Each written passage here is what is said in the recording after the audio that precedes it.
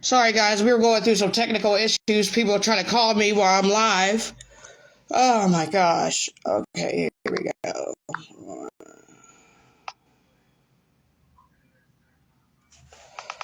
Going with technology, you go through technical issues, and it's not always going to go your way.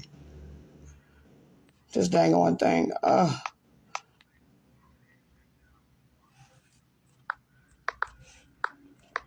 going to tag these people back in.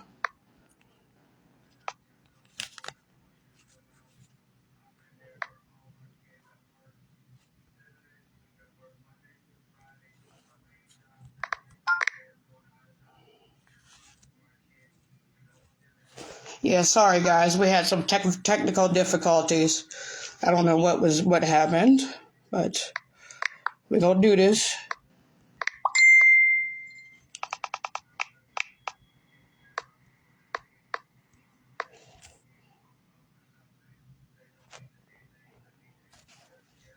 Yes, let's get you in there, Sean, and back in there. All right.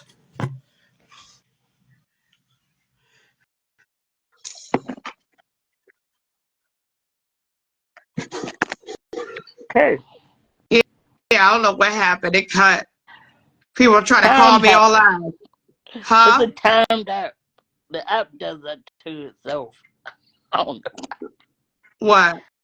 I don't know why the app does that. Mm. Yeah, yeah. I remember I was saying like, how do you teach versatility to an artist like that Yeah, I if got they to up. just stuck in the Hold now? on. Hold on. I got to, Sean, I got to add her back on. That's all. Okay. Yeah, that's what I'm trying to do here. Yeah.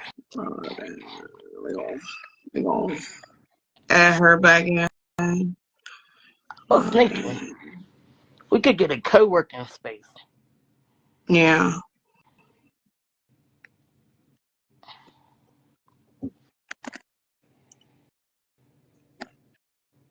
All right. We just died. I just tagged her. Oh, that sucks, man. I hate I feel like baseball. Michael Jackson when he got his hair set on fire. Oh, Lord. Why you say that? All technical difficulties in the show stopped. I know. All because he on fire. I'm like, man, Here we go. Okay. Let's add her back in. versatility. Our special guest. Oh, it says can't join because what? It said can't join because of technical issues. Try it. Okay, I'm gonna try to add her again. Yeah, try send me another request, Robin. Yes. Yeah, send another request. Because it's messing up on me here. That Angie Stone thing Here hurt we the go. most. Okay. Huh? That Angie Stone thing hurt the most because she agreed to be the headliner for my August show. What in the world? Why does it keep on saying the connection is bad? Ugh. Come on now. I just need I just need to work one time. Boy, oh boy. So this person was unable to join because of technical issues. That's what it said. Oh, here we go. Here we go. All right, she's coming on now. Yay! Yay, we did it. Hello. Sorry about that. Oh yeah. Yeah. Yeah, I was Dang on saying fantasy. Facebook's being fussy today. yeah, I was saying Yes. that in the age of music that evolves, how do you teach versatility knowing what we know about from songs like The Message to a DMX performance to something as simple as a Bob Marley performance? How do you teach them to be that versatile in every group when we stuck in this sound of trap music in this day and age? Well, luckily, a lot of them are already versatile Yeah. and they're all pretty open minded about meshing with other rock bands, poets. I like them to go to open mics when they can Oh yeah. so they can, practice their music, try out a new song, get their stage presence going, And the more you do, the Yeah. more you do, the easier it gets and the better you get at it. And it pays off. One of the artists came to an open mic and he ended up freestyling his song, his hip hop song with a jam band. It was awesome. Yes. And he loved it. And he's like, that was the first time I've ever done that. But you couldn't tell that was his first time. He just seemed nice and calm and just really got into it. So it's worth trying, Yeah. whether you're my artist or not. It's worth trying and getting out there. You got a buddy that has a rock band, say, hey, let's try and do something together, or mesh these two songs together, or whatever kind of music it is. So I think just the more you get out there and the more you're like, yeah, I'll try that. It's just, it gets better and it gets smoother. And also that opens you up to a whole nother audience, right? Yeah. Oh, yeah. Let's see. How do you feel social media has affected the music business? Good and bad. It's good in the sense that like their songs, they can get them up on social media so people can use their songs in their videos or their reels or on TikTok or anything like that. So I think that in a sense is really cool. The social media also sometimes gives the appearance of you're bigger than you are, you know? So I think that needs to be watched a little bit. And also artists need to be, well, people in general, but definitely artists, business owners, things like that need to know that keep your music stuff separate from your personal stuff.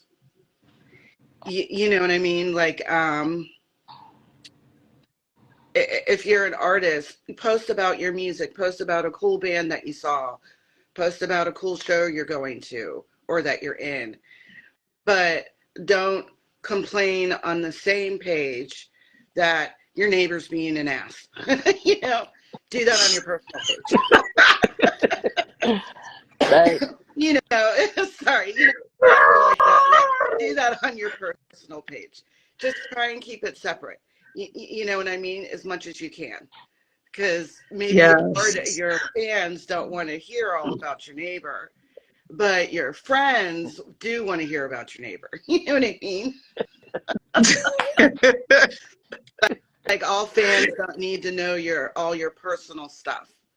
They need to know you as an artist.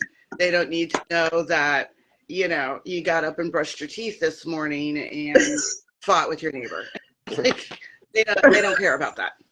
Your friends, on the other hand, yes, they want to know all about that. Your fans are not your friends. Right? Yeah. Yeah, sure. Yeah.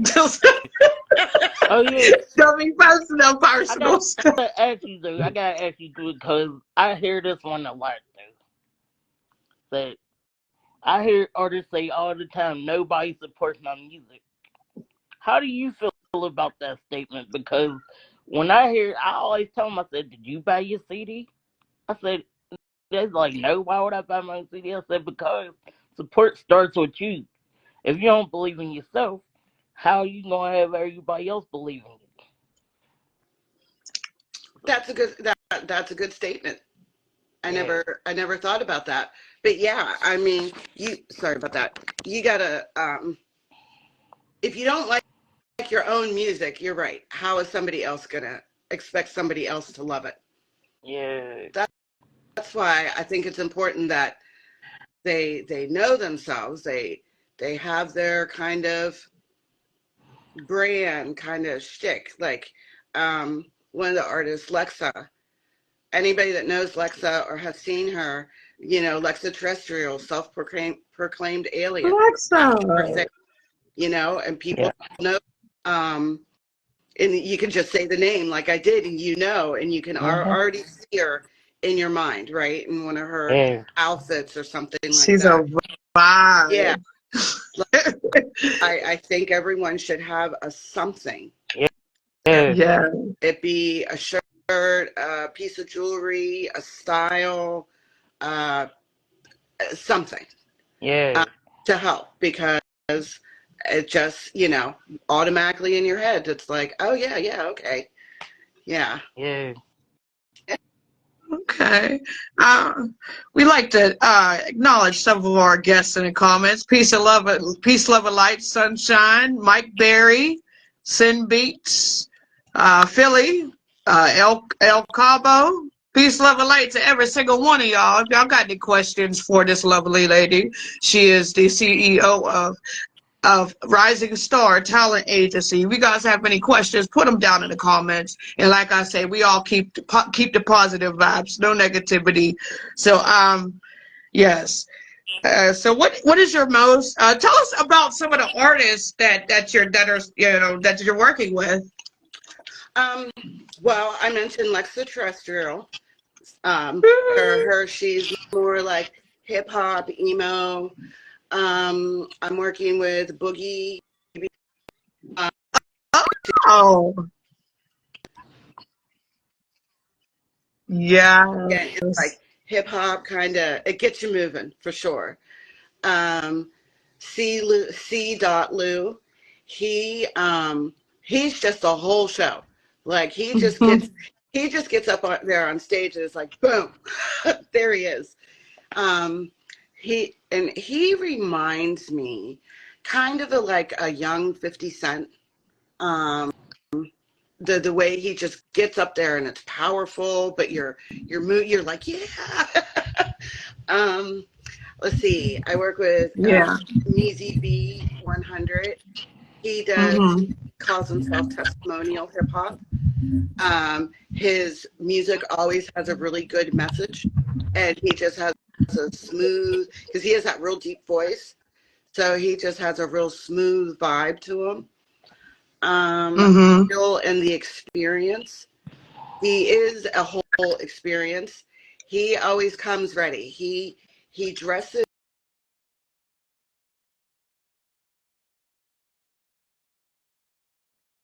like one time he came dressed like steampunk attire.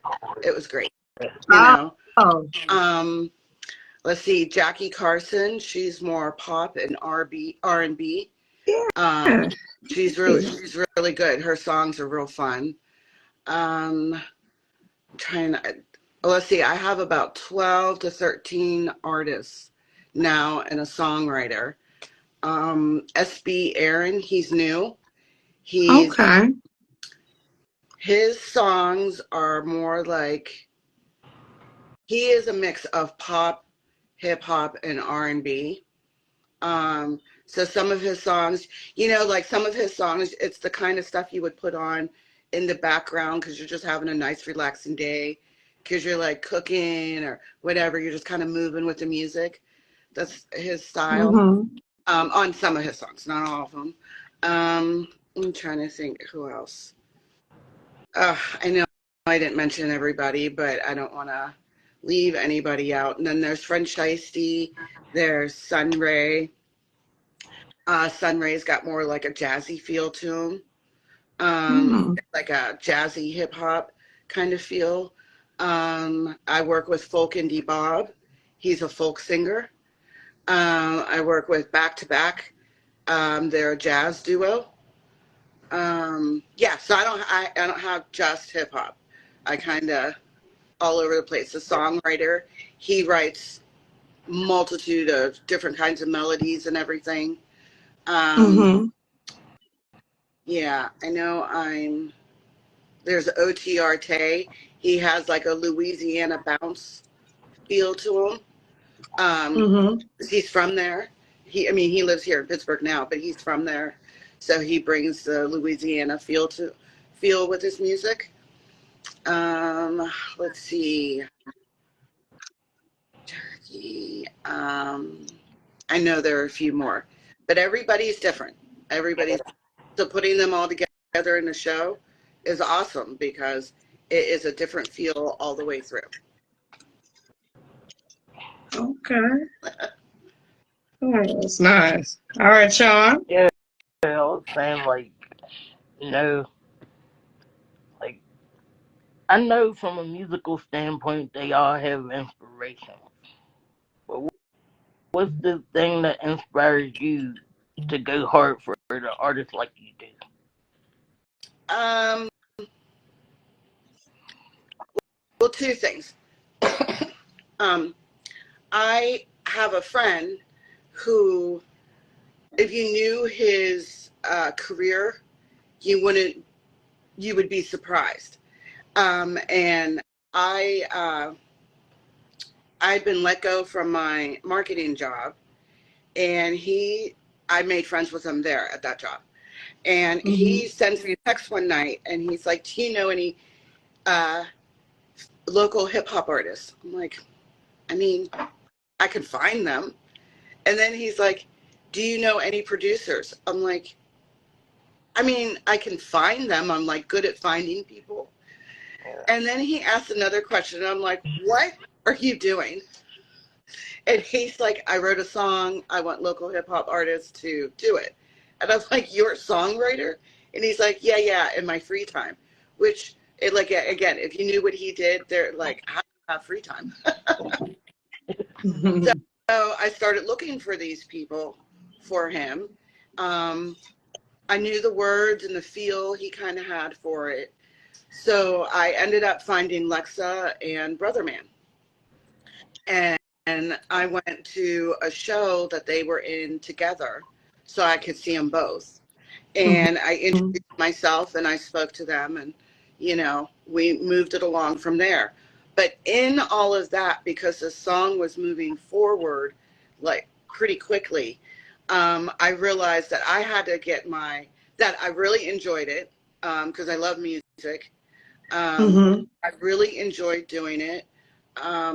It was a lot of fun, but I also had to get my ducks in a row. So, like, I had to put up a website. I had to be legit, um, all that stuff. And then that's when I started seeing that the gatekeeping that was happening, the the the the non-unison, is that what I want? No unity, not between Brother Man and Lexa are great, but there was some other things, and and I thought, this is terrible. And sadly, and good, I guess, it is my default to want to make things better. So I just kept pushing through. And then when I was posting in various groups looking for this or looking for that, a couple of people found me and asked if I could be their manager. And I thought, well, I can do that because, I've been in marketing and advertising. I've managed people. Why not? So I just kept growing and growing and growing. And I'm like, yeah, I mean, I love it. That's, so, and then I've met so many people along the way that have been like the radio station. Now I have a podcast, and, you know, it's great. And I find that there are a lot of people that also believe that things need to be fixed, because Pittsburgh used to be a hop in music. It used to have a huge music scene. And it also used to Right. be, way back when, a hub for jazz. Like, famous jazz musicians used to come to Pittsburgh to play, in the Hilton. Mm-hmm. And now, well, that doesn't happen now. Um, Music venues are closing left and right. You know, Yeah. it's just crazy. And there is a way to stop it. It's not a snowball. You know what I mean? Like, it can be stopped and it can be fixed. So here I am trying to help fix it. That's beautiful, because we need more than that. We need a lot, I said we need a lot of, your energy in Pittsburgh. I'm like, first as far as jazz, they had I know they had CJ's that was in a strip, and then they closed that. And then they had James Street on the north side, and that closed down. Yep. I'm like, it was one of those all age type of vibes there. Yeah. But yeah, you're right. There needs to be more unity in the music scene. You know, I see a lot of separation. I could do this, and yeah, I see a lot of separation, which is very sad. But I see you're trying to bring it together and unite people, and that's so beautiful. I'm trying. Yes, yes, yes. Shout out to the group over there at the Forge. That'd be to Mark and to Dave and all them cool cats. Yeah. Oh yeah, they're I'm great. down with them plenty of times. Yes. Kevin Amos, what you mean? What happened? Yeah, my signal went out. You called me. That's what happened. You called me. That's what happened. The whole signal went out.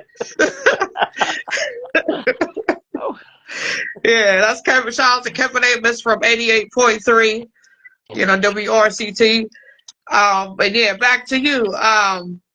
Let's see. As far as tell us a little bit about your talk show. It's called The Other Side of Music, Mm-hmm. and I interview. Well, I'm gonna take the word from Steel City, Amazon, creatives.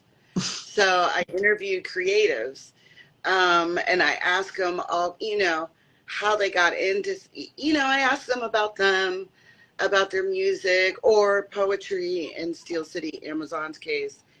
I ask them, I just kind of a personal field, not too personal, but personal. Mm-hmm. And also, I've been asking venues if they want to be interviewed, because why wouldn't you want to be interviewed as a venue, right? It's just a Mm-hmm. little bit more exposure and everything. And I'd like to say that not a single freaking venue has responded. Oh, These venues no. are killing me, but whatever. I move on. So I interview creatives. Also, I knew there was a big poetry scene in Pittsburgh, but when I did Steel City, Amazon, I had her do a piece of poetry during the interview, and then I added on local poetry readers. They sent audio clips, and they had to say their name, the title of the poetry they were reading, and then read the poetry. And I added that on to the end of her interview to kind of keep Mm-hmm. the theme going, and it was a big response. So I'd like to put out there, I'm going to do another poetry hour where people can send in their audio files, and I'll put it all together, and that'll be a podcast. And I'll announce when that's live. But yeah, I just like to talk to people, hear their side, and I always like to throw in some kind of fun, goofy question that they didn't see coming, and it's been really great. It's fun. I think I have 3 or 4 interviews, maybe 3 interviews live now. Another one's going up this Thursday, and then it's weekly. So I've got a pretty good lineup and a mix of people, and you guys are going to be on there too. So you'll see. Sweet. Yeah. Yes. Rhythm. I like wisdom say rhythm. You know what I'm saying? Yes. Yeah. So, what is your let's see here. What people are saying. Kevin Amos, he says all of the music venues changed right after and before the pandemic. Not cool. Yeah. Oh, yeah. And Ricky says, hi, Robin. Hi, Ricky. Oh, wait. Ricky, Aunt Dorothy, is she responding? Yeah. Yeah. Yeah, Ricky. Yeah, she Hi. says, hi, Robin. Yep. Ricky, me and her fan. Musically, we went to high school together, and she is a heck of a singer. Oh, We need to work together now. there. I knew Ricky when she was a baby. Oh wow. Oh, Yeah. So I've known Ricky a long time. Ricky. She's great. We used to be jamming choir class. Yeah. Oh, and she's multi-talented, play instruments and all that. Yep. Yeah. So, what is your most significant? Oh yeah, Never mind. What is your? I almost pitched that last question. What is your opinion on AI technology in the music? I don't know. I mean, AI can be useful in helping you rewrite, like if you're writing a paragraph or a bio, it can be helpful Right. that way because it can make it, more. It's still using Right. words, but it's a little bit better. But as far as AI producing music, I don't I don't know. I mean, I don't think that's great. So I used to own a catering company, and I used to make just about everything from scratch, and then you'd go to these food shows or whatever, and some people were just like reselling or like something that they bought, and you'd get mad because you're like, I worked hard on my product, and they're just like opening up a box and here it is. Like, that's not fair, you know? So I feel like AI is probably the same with music. Musicians are working hard, coming up with the lyrics and the beats and all that stuff, and then someone else is just plugging something into AI and boom, it's done. So no, that's not fair. Mm-hmm. And it's So, oh, yeah. Go ahead. Oh, okay. Oh, he was talking about. I see. Kevin was saying all the music venues changed right before and after the pandemic. How do you feel about that? The music venues It did. and the whole COVID, shut down. Yeah, it totally changed it.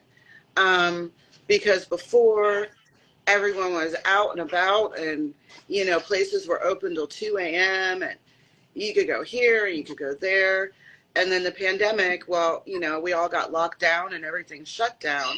And then when we came out of the pandemic, restaurant hours, maybe they were only open certain days. Um, you know, they only played music till, a certain time instead of like all night, not all night, but, till 1 or Yeah. 2 a.m. And it became harder. And then Mm-hmm. it's kind of double-sided because venues had a hard time after the pandemic because people were still scared to come out. Mm-hmm. So the crowds weren't there yet, Mm-hmm. or they weren't quite back. They had to figure out which days they made the most money to make it lucrative for them to be open. Um, Mm-hmm. and then a lot of people came out of the pandemic expecting things to be the same. And then they were getting mad at restaurants and venues because, well, they used to be open on this day. Now they're not open, and then they'd get mad about it. And, well, I'm not going to go back. But there was no understanding really on either side. I felt like the pandemic, people should have come out of it happier, or not maybe happier, but nicer, and they didn't. you know? And then, a lot of places that were doing very well and stuff, the pandemic killed them, just killed them. And they couldn't sustain, and they had to close their doors. And Mm. every time I see a venue close, there's no replacement, right? Like the Hard Rock Cafe closed, but you don't Oh hear, my goodness. yeah, but you don't hear of a new place opening up. So if these places are No. closing, there's no replacement, right? So it's just getting smaller and smaller. Right. Yeah. But I agree with Kevin that was the pandemic changed a lot, and you know, it's just hard because I know it's Mm-hmm. costly to open up any kind of establishment right now. The leases are outrageous. You got to hope that people will come, you know. Um, yeah, it changed a lot. But in that, people also Mm. promote, right? Like if you're having music there, they got to promote that they're having a big Yes. music, live music. The artists need to Yes. promote that they're going to be there, but the venues need to promote it too, right? Yeah. They're not promoting, and then they're wondering why nobody's there, or there's Yeah. only a few. And then And then then you end up getting taxed because people didn't yep, show up. Oh, I went through that. Sean, you know. Yeah. yeah, You know where. Yeah. I ain't gonna say where, I'm gonna just say Dormont. Yeah. And then they and then, say that one phrase. We know your price was 400, but since you didn't pack the house, here's 250. And I'm like, And then take it out of the order. Like, we still showed up and we still performed. And you can't, yes, because you didn't promote it yeah, and we did, you gonna take it out on the yeah, musicians yeah, that are yeah, working hard. We yeah. That's not fair. still working from 9 till 1 in the morning. Just, look, I'm sorry. I'm passionate about yeah, this stuff. I'm like, yeah, you're No, no, getting to the meat of yeah, things. Especially when you were talking about how venues don't call you back. yeah, yeah, Oh my goodness. I'm sorry. yeah. Kevin Amos, you got to go to the beginning of the laugh because we asked that question. I asked her that question. yeah, You have to go on. You gonna have to look at the laugh, go back, rewind it. It's like a VCR, yeah. That's my dog in the background. and check out that question. But Lord. yeah, Now what? Oh God, Sean. I'm gonna let you ask a question. I'll say like when we I'm gonna when go we get my when we tea do here. when we do these type of interviews, I make a visual comparison of what the person that we interview is like, and I feel like you are like a versatile musical Professor Xavier, oh, because you work with a bunch of people with a bunch of personalities, and you empower them to be greater than what they are, and that's a beautiful thing. How do you handle that responsibility? thank you. Um, well, some days I won't say it's a lot in a bad way, but yeah, everybody has their own personality for sure. Um, and I have my personality. So sometimes I'm like, I don't understand why someone's not getting this.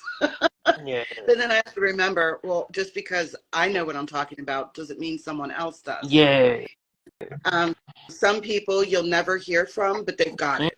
You know, mm-hmm. you don't have to worry about it. Other people, they will ask the same question over and over. It's like, so in order to keep my mind clear, I have taught myself how to crochet.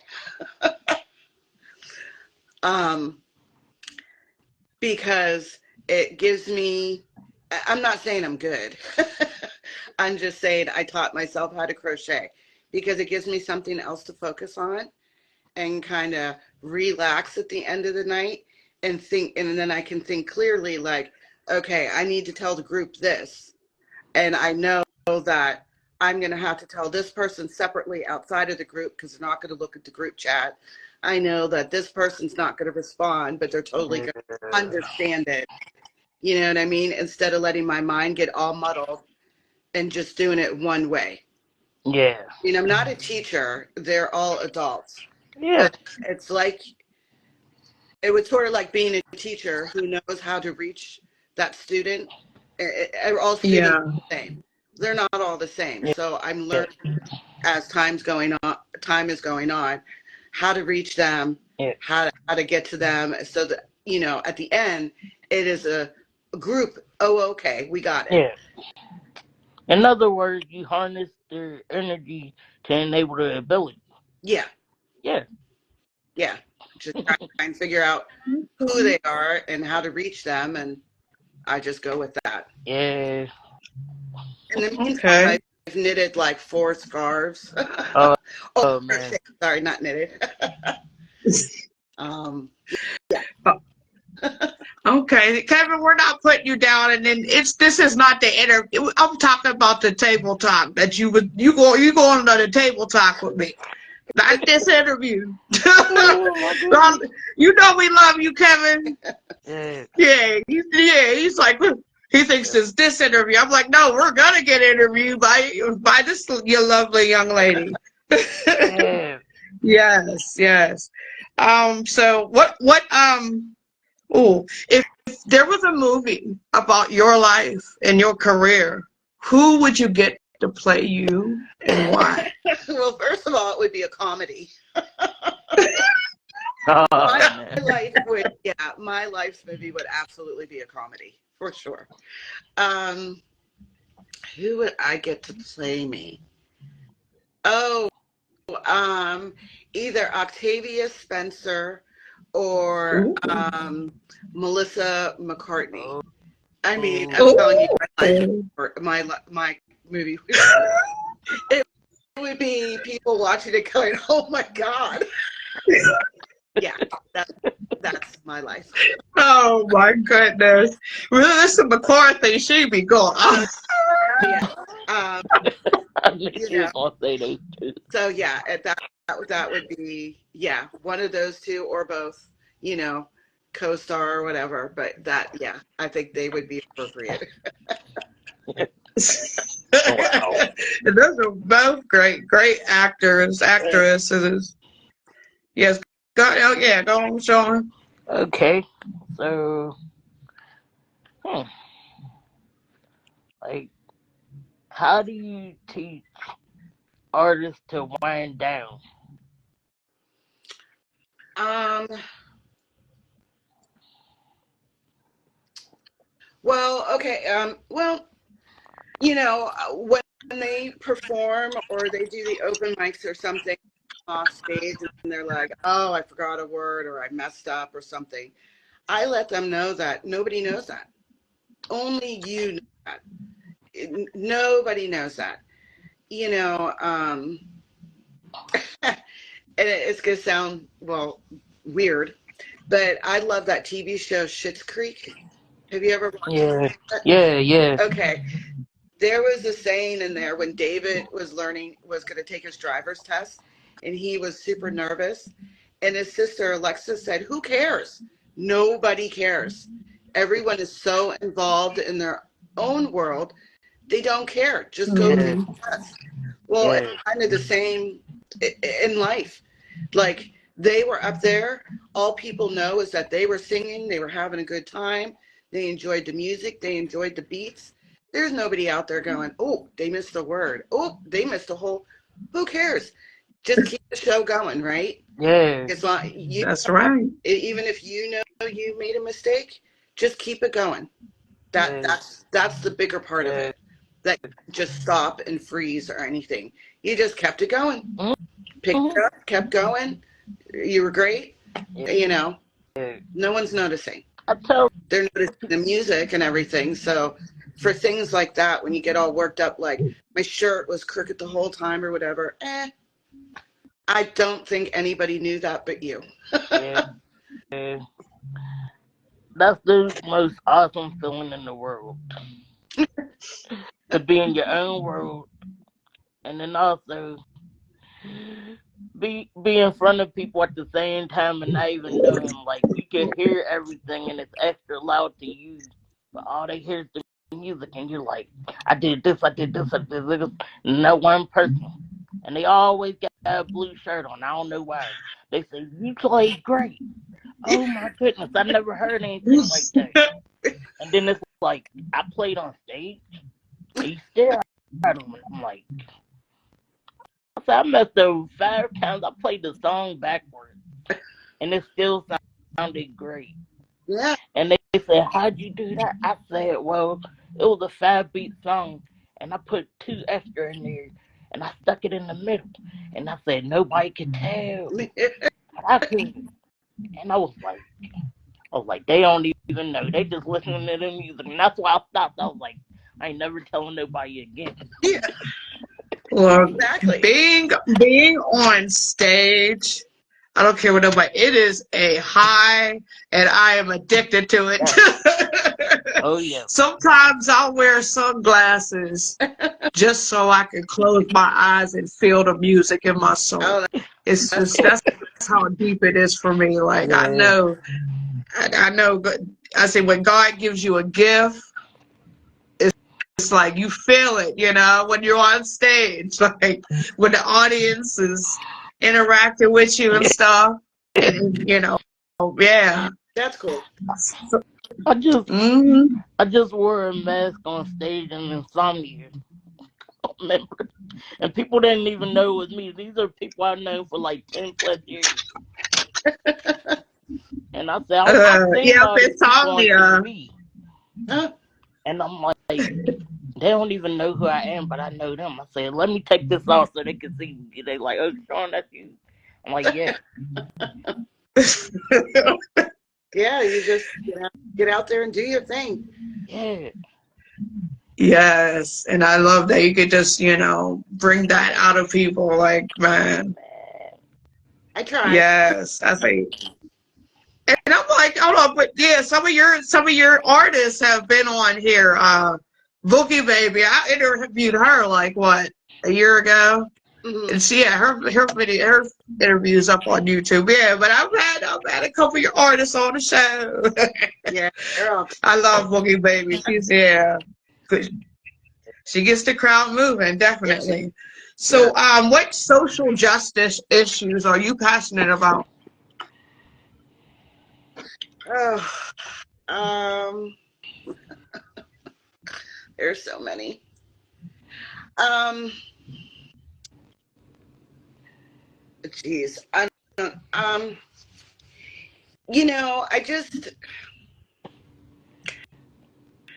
I just think one of them is people just need to be treated like people, like human beings. Like nobody is better than the other. You know, you didn't choose what you are going to look like. And at the end of the day, not to be morbid, but we all die.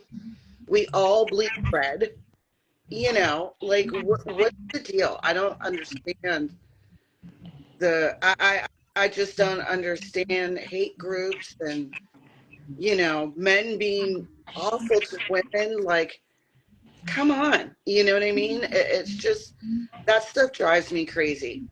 And then I have another one that, and some people might understand this.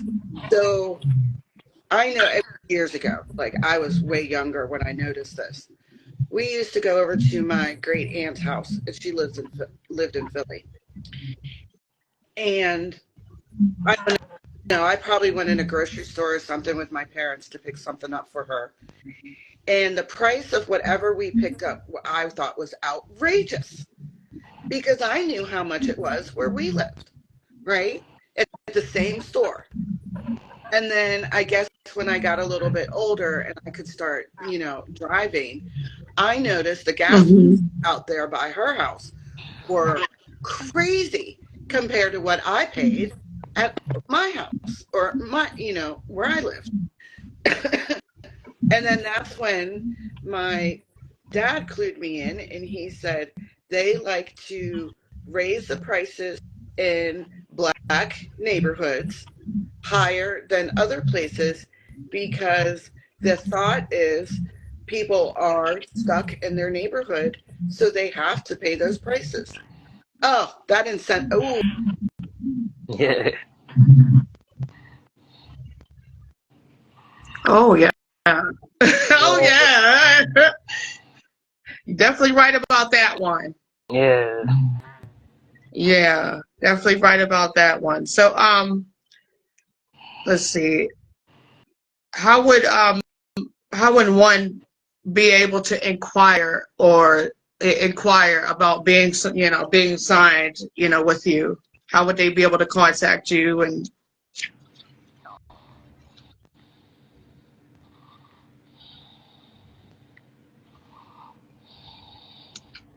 oh, you there? The sound isn't working for some reason. Hello? The sound's not working on their end, probably. Oh. Yo. Facebook did it again. I know. Facebook is something else. Goodness gracious. Yeah. Okay, let's try that. Yeah, I'm gonna have to get her out to get her back. I'm gonna X her out to get her back in. That's what we're gonna do. Oh Lord. Because I'm like, oh. There we go. Yeah, her sound's messing up. In the world. Yeah, add yourself back in there, Robin. I'm gonna send you a request. Here we go. Yeah, because we got Hello? Hello. Hello. Can you hear me? Yes, I can hear you now. Yes. Okay. So they could go to risingstartalentagency.com and there's a contact us form where they can submit the form, and it's real easy. It's just like name, email, phone number, what kind of genre you feel you are. They can also email me at robin@risingstartalentagency.com. And if they want to be on the talk show, they can, there's a page that says The Other Side of Music podcast. And if they go on that page, there's a link, there's a Calendly, I can never say that right, link where they can click on and book their interview. Oh, okay. All right, I'm making sure I put that in the comments here. Your information. Wow. All right. There we go. There we go. And Miss Robin, we would like to thank you for being on For the Love of Music talk show. We really appreciate you. Thank you. And we really appreciate you coming on. Thank you. It was fun. Thank you for having me. Oh yes, and I hope we could work. Hope we can work very soon. I'll definitely be in touch. All right. Because you were working with some of my cool cat. Shout out to Lexa Terrestrial. Yeah. I knew Lexa for a long time. Yeah, she is. Yep, that's a good sister of mine. Yep, with her and their hair bows. Oh my God, yeah. She is. I just absolutely love her style. Absolutely love her style, and I want to make it to one of her shows. And her story is so similar to mine. So definitely. But yeah, you guys can check out Miss Robin on risingstartalentagency.com. And once again, we'd like to thank you. And thank you very much for being on the show. And Sean, you there? Hello? Sean. Now your sound messing up. Facebook is not. Goodness gracious. Oh, can I throw in there? Yeah. We have a show March 29th called 6 Degrees Round 2 at the Forge. Okay. To go. Oh, at the Forge. Yeah. Woo! We love the Forge here. I love their wine. Yeah. Their mango infused wine. Shout out to the Forge and Mr. Michael and all them over there. Yep. They gave me my first shot over there. As far as on the stage. Yeah. But as we say on For the Love of Music talk show, peace, love, and light. And y'all stay all right. Have a good